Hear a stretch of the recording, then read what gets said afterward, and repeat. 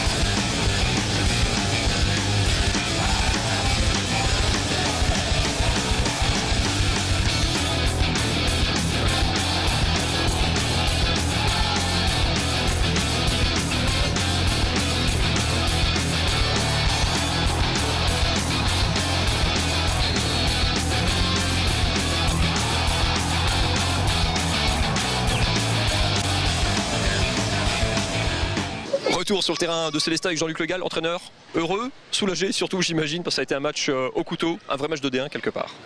Ouais, c'était un match plein d'intensité, des rebondissements. Pas trop parce qu'on a toujours été quand même devant. À la mi-temps ils sont revenus à 12-12 mais autrement on a toujours été devant. Mais avec une marge qui était si faible que ça aurait été match nul, c'était pareil quoi. Donc ouais, très heureux de commencer la saison comme ça, c'est bien. Maintenant j'avais dit avant de démarrer, c'est pas parce qu'on battra Créteil qu'on sera maintenu et c'est pas parce qu'on perdra qu'on sera condamné pour autant.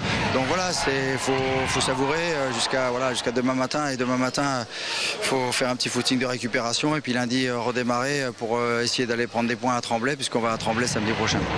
Cette victoire elle est d'autant plus importante que, comme vous le disiez cette semaine, votre début de championnat, votre calendrier est très très compliqué. Ça donne des points et ça donne un petit peu de positif, ça, ouais. On part plus costaud. Bah, c'est sûr que ça nous aurait mis dans une situation un peu compliquée parce que là c'est vrai que jusqu'à la 8e journée on ne va jouer que des adversaires qui vont pratiquer la Coupe d'Europe cette année, donc qui se sont classés dans les 5 premiers l'année dernière, à l'exception de Ivry, c'est la 5e journée, mais autrement tout le reste c'est du lourd de chez lourd quoi. Tremblay on y va là, ils ont joué la finale de Coupe d'Europe l'année dernière donc c'est pas rien. En plus comme ils ont perdu hier soir, c'est sûr qu'ils vont être très vexés et bon, il va falloir qu'ils se reprennent, donc ça va être un match très compliqué.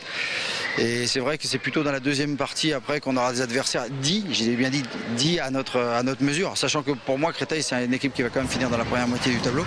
Donc de toute façon nous on sait qu'avec le public qu'on a là, le soutien qu'on a ici, on est capable de renverser des montagnes et c'est ce qu'il va falloir faire cette année parce qu'à l'extérieur franchement même les grosses équipes elles ont du mal à s'imposer. Alors bon nous on va jouer à fond, hein, on va jouer ça c'est clair, mais bon il vaut mieux essayer de prendre les points ici.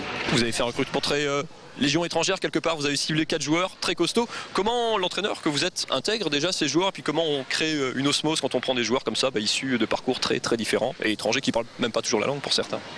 Je tiens déjà à préciser que c'est pas étranger parce qu'on veut prendre des étrangers, c'est le marché qui est comme ça.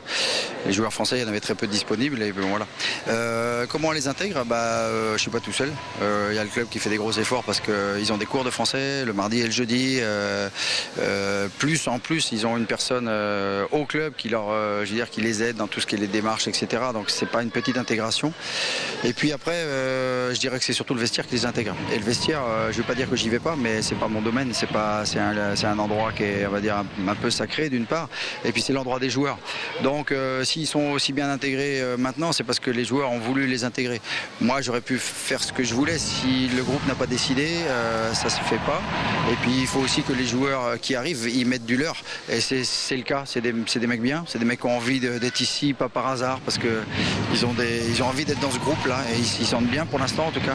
Donc voilà, c'est une intégration. Et puis moi, je le fais aussi à ma mesure. Mais je veux dire, c'est pas moi le plus important dans l'intégration.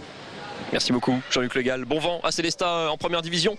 Parenthèse football dans cette émission, on va parler de Colmar qui s'est retrouvé un peu à son corps défendant, porte-étendard du football régional, le plus grand et le plus gros club alsacien aujourd'hui en national. S'est offert un beau début de saison et une belle victoire ce week-end, 4-0 contre Beauvais. Nous y étions, regardez.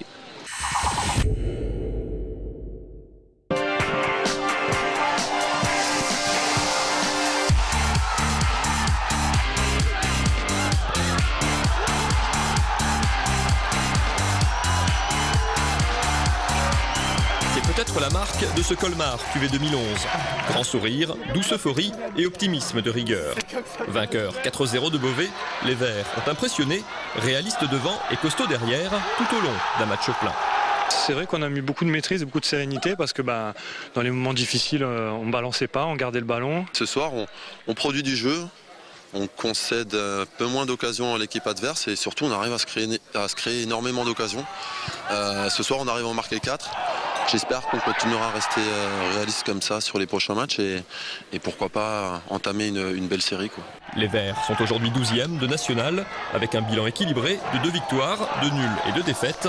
Les angoisses de la saison dernière et le maintien arraché au forceps paraissent bien loin. Si l'objectif reste de se maintenir en visant le milieu de tableau, la sérénité semble aujourd'hui de mise au SRC. C'est un club qui a appris l'année dernière, qui a fait les choses qu'il fallait pour se maintenir, notamment au mois de décembre en faisant venir beaucoup de joueurs. Et là on est sur la lancée de cette deuxième partie de championnat où on a produit du jeu, on avait pris beaucoup de points, on avait donné du plaisir aux spectateurs. Et là on fait un début de championnat qui est un petit peu un petit peu sur cette lancée-là, donc on va essayer de poursuivre comme ça le plus longtemps possible. 6 nouveaux joueurs sont arrivés cet été, dont 3 dans le secteur offensif, talon d'Achille des Colmariens l'an dernier. Pour sa 2e saison en nationale, le club aurinois continue d'apprendre. On a tiré beaucoup de leçons de tout ce qui s'est passé l'année dernière, c'est évident. Si on ne tirait pas de leçons de la situation délicate qu'on a vécue, on serait bête. On a tiré, maintenant voilà, on est à la 5e, 6e journée. Je me défends d'être trop enthousiaste. Pour l'instant, les indicateurs sont intéressants, mais c'est tellement fragile qu'il faut surtout ne pas se projeter trop loin. Même prudence et même méfiance à la tête du club. Il y a 4 ans, les SRC étaient encore dans l'anonymat du CFA2. Aujourd'hui, ils se retrouvent premier club alsacien, mais pas question de fanfaronner. Dans la vie, il faut rester simple, c'est-à-dire qu'aujourd'hui, Colmar est au haut du tableau du football alsacien, mais c'est pas ça qui va changer les choses. Aujourd'hui, on reste des gens simples comme on l'a toujours été. Simple, peut-être, mais ambitieux, avec un club qui se professionnalise d'un côté, mais qui veut aussi conserver un certain état d'esprit issu du monde amateur. Quand on est colmarien, on a une grosse force de caractère. Tous ceux qui ont signé ici cette saison le savent. Et voilà, quoi. On a le sang vert, c'est tout. Quand on signe ici, on a le sang vert et il faut se battre jusqu'à la dernière minute, quoi. Plus expérimenté, plus complet, plus équilibré, ce Colmar-là a séduit depuis le début de saison, assumant, même malgré lui, son nouveau statut. Et les prochains matchs pour les SR Colmar, 2 déplacements consécutifs pour les hommes de Damien Hoth à Ajaccio cette semaine et à Besançon la semaine prochaine. Déplacement donc également pour les hommes de Jean-Luc Le Gall de Célestat qui sera donc à Tremblay la semaine prochaine. Prochain match ici à Célestat le samedi 24 contre Saint-Raphaël. Et puis sur votre agenda également début à domicile pour les handballeurs de Mulhouse. Premier match à domicile au Palais des Sports, la réception de Ponto ce vendredi. Objectif, première victoire pour les hommes de Brahim Iguiri. On se retrouve nous la semaine prochaine, lundi prochain, 19h40 pour un nouveau Top Sport. On parlera notamment hockey sur glace avec le début de saison pour l'Étoile Noire, le club strasbourgeois, vice-champion de France. D'ici là, on se retrouve sur internet www.alsacevan.tv. À la semaine prochaine. Bye bye.